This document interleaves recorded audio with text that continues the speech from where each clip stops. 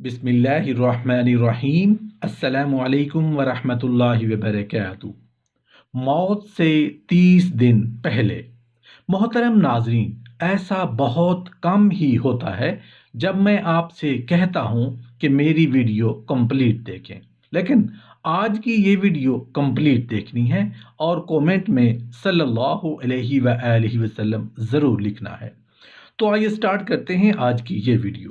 رسول اللہ صلی اللہ علیہ وآلہ وسلم نے ارشاد فرمایا کہ جب مومن آدمی آخرت کی طرف جانے لگتا ہے اور دنیا سے منہ موڑ لیتا ہے تو ملک الموت اس کے پاس آتا ہے، اس کے سرہانے بیٹھ جاتا ہے اور اس کے ساتھ اور فرشتے بھی جنت کا تحفہ لے کر آتے ہیں اور جنت کی خوشبو لاتے ہیں اور جنت کا لباس لے کر آتے ہیں اور اس کے سامنے حد نظر 2 صفوں میں بیٹھ جاتے ہیں، اور سب سے پہلے ملک الموت اسے بشارت دیتا ہے اور پھر دوسرے فرشتے اسے بشارت دیتے ہیں، تو اس کی روح جسم سے اس طرح آرام سے نکلتی ہے جس طرح پانی کا قطرہ چھاگل سے۔ رسول اللہ صلی اللہ علیہ وآلہ وسلم کی وفات سے 3 روز پہلے جبرائیل علیہ السلام تشریف لائے۔ فرمایا کہ اللہ پاک آپ کو سلام فرماتا ہے اور یہ ارشاد کرتا ہے کہ آپ کا مزاج کیسا ہے۔ آپ صلی اللہ علیہ وآلہ وسلم نے فرمایا، اے جبرائیل علیہ السلام، میں بہت غمگین ہوں۔ اول روز مزاج پوچھ کر چلے گئے، پھر دوسرے روز آئے، اسی طرح مزاج پرسی فرمائی، پھر آپ نے وہی جواب دیا۔ تیسرے دن حکم ہوا کہ آپ کو کیا غم ہے، حالانکہ اللہ تعالیٰ خوب جانتا ہے، لیکن آپ اپنی زبان سے فرمائیں۔ آپ صلی اللہ علیہ وآلہ وسلم نے فرمایا کہ مجھے گناہ گار امت کا اس وقت بہت خیال ہے، گناہ گاروں کی مغفرت کس طرح ہوگی؟ حضرت جبرائیل علیہ السلام نے عرض کیا کہ الہی، تیرے نبی صلی اللہ علیہ وآلہ وسلم یوں ارشاد فرماتے ہیں۔ حکم ہوا کہ کہہ دو، اللہ تعالیٰ ارشاد فرماتا ہے کہ اگر آپ کی امت کا کوئی مسلمان گناہ گار مرنے سے 1 سال پہلے اپنے گناہوں سے توبہ کرے گا، ہم اس کی توبہ قبول فرما کر اسے بخش دیں گے۔ نبی کریم صلی اللہ علیہ وآلہ وسلم نے ارشاد فرمایا کہ الہی، 1 سال کی مدت بہت ہوتی ہے، الہی میری امت کی مشکل آسان کر۔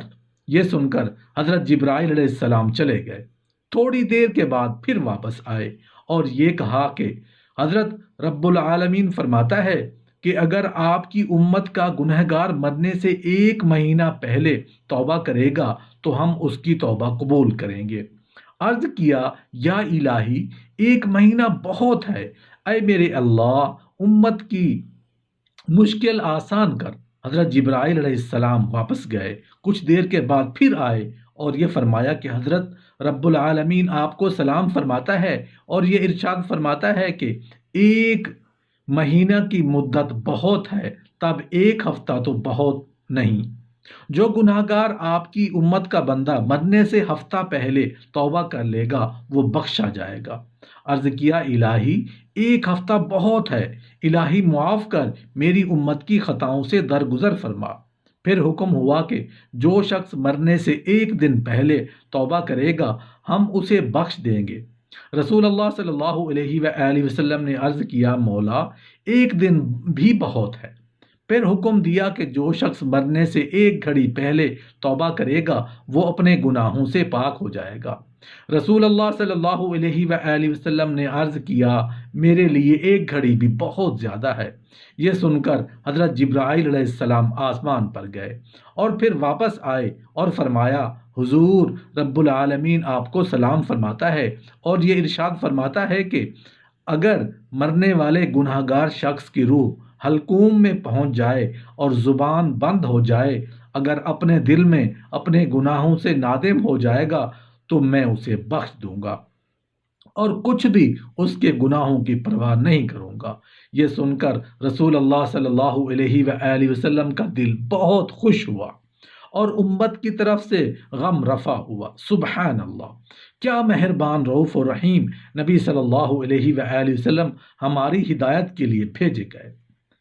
مرض وفات میں اکثر آپ کو غفلت ہو جاتی تھی، اسی غفلت میں فرمایا، یفعلون الناس، لوگ کیا کرتے ہیں؟ عرض کیا گیا یا رسول اللہ وہ نماز کے لیے آپ کا انتظار کرتے ہیں۔ فرمایا کہ اچھا 7 مشقیں ٹھنڈے پانی کی میرے اوپر ڈال دو، شاید بخار کی گرمی کم ہو جائے اور میں نماز کو جاؤں۔ 7 مشقیں ڈالی گئیں مگر آپ کو ہوش نہ آیا۔ پھر سردار انبیاء صلی اللہ علیہ وآلہ وسلم بے ہوش ہوئے، پھر ہوش آیا، پھر بے ہوش ہوئے، 3 مرتبہ ایسا ہی ہوا۔ جب چوتھی مرتبہ یہ کیفیت ہوئی تو آپ صلی اللہ علیہ وآلہ وسلم نے فرمایا کہ لوگوں سے کہو کہ نماز پڑھ لیں، اب میرا انتظار نہ کریں، میں اب نہیں آ سکوں گا، کہہ دو ابو بکر رضی اللہ عنہ سے کہ وہ نماز پڑھائیں۔ یہ فرما کر پھر بے ہوش ہوئے۔ نیک انسان کی روح نکالنا کچھ اس طرح بیان کیا گیا ہے کہ جب کسی مومن کی وفات کا وقت قریب آتا ہے تو اللہ تعالی ملک الموت سے فرماتے ہیں میرے فلاں بندے کے پاس جاؤ اور اس کی روح لے آؤ، میں نے اس کا خوشی اور غم دونوں میں امتحان لے لیا اور ایسا ہی نکلا جیسا میں چاہتا تھا، اس کو لے آؤ تاکہ دنیا کی مشقتوں سے اس کو راحت مل جائے۔ ملک الموت 500 فرشتوں کی جماعت کے ساتھ اس کے پاس آتے ہیں، ان سب کے پاس جنت کے کفن ہوتے ہیں، ان کے ہاتھوں میں ریحان کے گلدستے ہوتے ہیں جن میں ہر ایک میں 20 رنگ ہوتے ہیں اور ہر رنگ میں نئی خوشبو ہوتی ہے، اور ہر ایک سفید ریشمی رومال میں مہکتا ہوا مشک ہوتا ہے۔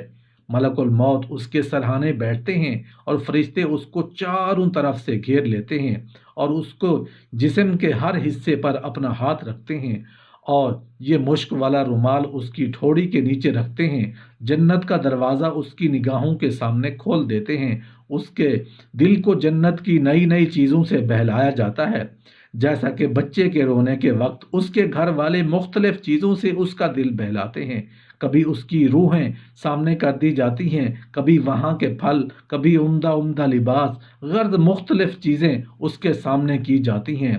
اس کی حوریں خوشی میں کودنے لگتی ہیں، ان سب منظروں کو دیکھ کر اس کی روح بدن میں پھڑکنے لگتی ہے۔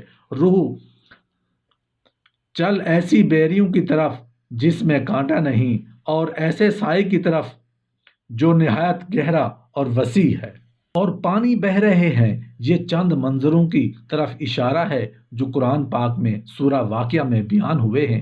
ملک الموت ایسی نرمی سے بات کرتا ہے جیسا کہ ماں اپنے بچے سے بات کرتی ہے، کیونکہ اس کو یہ بات معلوم ہوتی ہے کہ یہ روح اللہ پاک کے ہاں مقرب ہے۔